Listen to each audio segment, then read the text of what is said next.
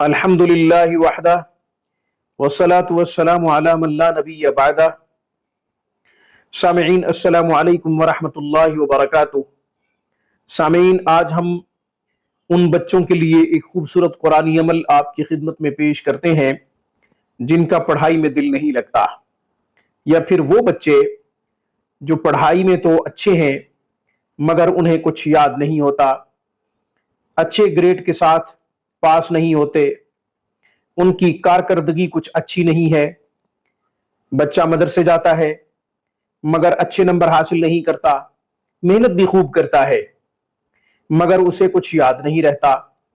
قرآن حفظ کر رہا ہے یا پھر درس نظامی کر رہا ہے مگر احادیث، تفسیر، قرآن کچھ بھی اسے یاد نہیں رہتا، تو وہ یہ عمل کرے، انشاءاللہ خوب یادداشت مضبوط ہوگی اور جو کچھ پڑھے گا یاد رہے گا، اچھے گریڈ کے ساتھ بہترین کارکردگی حاصل کرے گا۔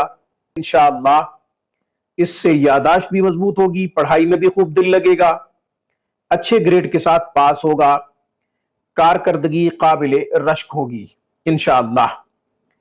بچہ خود پڑھنے کی عمر میں ہے تو یہ عمل وہ خود کرے، اور اگر بچہ چھوٹا ہے تو پھر ماں باپ میں سے کوئی بھی یہ عمل کر سکتا ہے اپنے بچے کے لیے۔ عمل کیا ہے؟ ہمارے بڑے بتاتے ہیں کہ سورہ الم نشرح جو کہ پارہ نمبر 30 میں ہے، اس کو ایک مرتبہ پڑھ لے روزانہ، صبح پڑھ لے، شام کو پڑھ لے، پانی کے اوپر دم کرے، پانی پی لے اور اپنے سینے پہ پھونک مار دے۔ یہ تو ان بچوں کے لیے ہے جو خود پڑھ سکتے ہیں۔